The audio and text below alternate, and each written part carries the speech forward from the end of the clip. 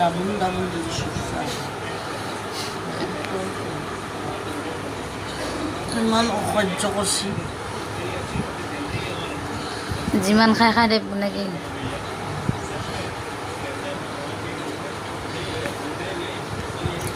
নুশুৱেও নেকি ইমান খাই থাকে ৰাতি